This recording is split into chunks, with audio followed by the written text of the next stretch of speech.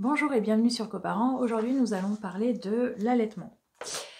Alors, l'allaitement, tout d'abord, avant de pouvoir allaiter, donc avant d'accoucher, vous pouvez faire la demande auprès de la sage-femme ou de la gynéco ou du gynéco qui vous suit de vous faire une ordonnance pour pouvoir louer un tire-lait. En acheter un, ça vous pouvez, ou en louer un auprès de la pharmacie.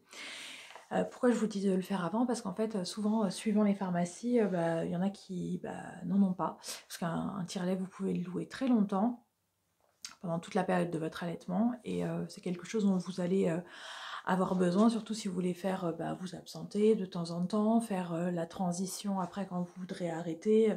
En fait, voilà, c'est bon à avoir un tire-lait à la maison. Voilà, vous en servirez pas tout le temps, peut-être, mais au moins quand vous voudrez faire tout ça, vous aurez de quoi faire à la maison.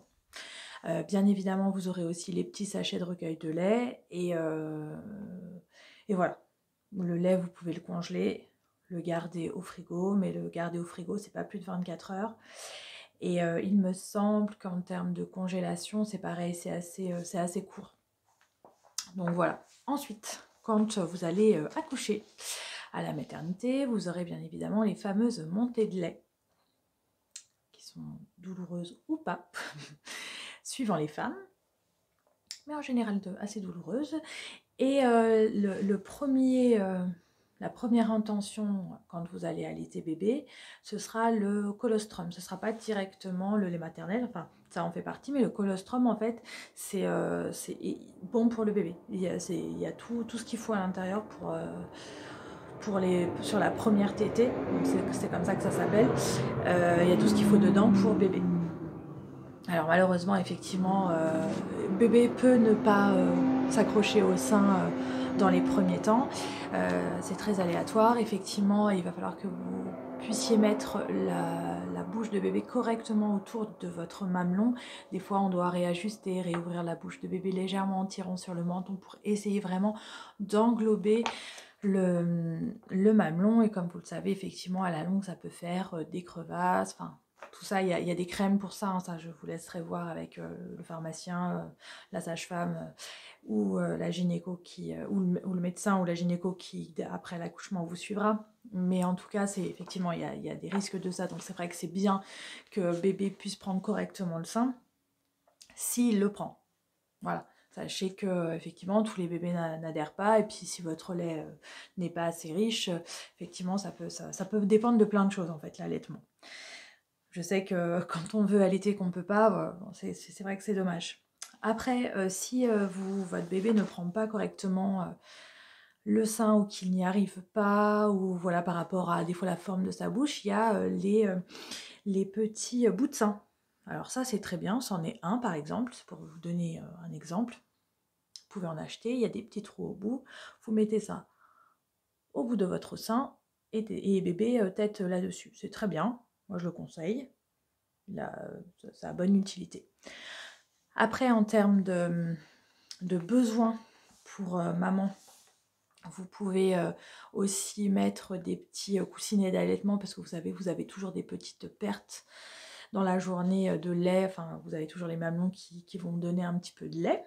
Et si vous avez trop de pertes, enfin beaucoup d'écoulement, vous pouvez faire aussi avec les coquilles de recueil de lait. Donc vous mettez ça au bout de votre sein et en fait le lait va rester un petit peu à l'intérieur. Il faut juste que vous pensiez à le vider de temps en temps, parce qu'effectivement tout dépend des femmes en fait par rapport au moment où vous devriez allaiter. En fait, à chaque fois vous allez avoir une petite montée de lait, ça sera le moment où bébé devra téter. Et si à ce moment-là vous avez décidé vous de tirer votre lait et que du coup vous n'êtes pas avec bébé, vous aurez une montée de lait quoi. Donc voilà. Après l'allaitement il se fait vraiment à la demande de bébé, donc il faut être assez disponible. Moi je vous conseille le cododo, hein, forcément, parce que la nuit vous aurez pas mal à vous lever, surtout dans les premiers mois. Après ça se régule plus ou moins par rapport au rythme de la journée, et donc bébé va faire la différence entre jour et nuit, mais ça prend un peu de temps. Donc c'est vrai que si vous voulez allaiter longtemps, en plus, privilégiez dans les premiers mois en tout cas, pour vous économiser un maximum le cododo. Après, vous avez bien évidemment en termes de position le coussin d'allaitement. Donc ça, c'est très bien. Mais ça sera à vous de trouver la façon dont vous voulez donner le sein à bébé, la position physique. Il faut économiser votre dos, que vous soyez bien. Voilà, après, vous avez les accoudoirs sur les chaises, vous pourrez mettre des coussins. Enfin, ça sera à vous de trouver les bonnes stratégies pour pouvoir mettre bébé au sein. Je vous invite vraiment à voir avec, pareil, votre sage-femme ou votre gynécologue, les différentes positions pour pouvoir mettre bébé au sein. Donc, vous pouvez le porter simplement là et le mettre au sein, où il y a bébé tourner les jambes de l'autre côté et venir ici. Il y a plein de positions, en fait, pour allaiter. Donc, ça, pareil, voyez avec votre sage-femme ou votre gynéco pour qu'il vous explique un petit peu toutes ces positions. Parce que moi, je vous dis, c'est très bien effectivement d'allaiter et le tout, c'est d'être disponible et d'être un petit peu informé. Après, vous pouvez faire de l'allaitement exclusif, mais vous pouvez aussi faire un allaitement mixte. Si de temps en temps, vous vous dites, bon, c'est bon, moi, j'ai pas assez de lait et je veux que mon conjoint donne aussi le biberon, vous pouvez faire du mixte, en fait. Ça, il n'y a pas de problème. Voilà, à vous de voir comment vous voulez vous organiser sur aussi les nuits. Enfin, voilà, c'est une organisation surtout à deux. J'espère que ça vous aura aidé. Si vous avez aimé, n'hésitez pas à liker, partager et surtout vous abonner. À bientôt!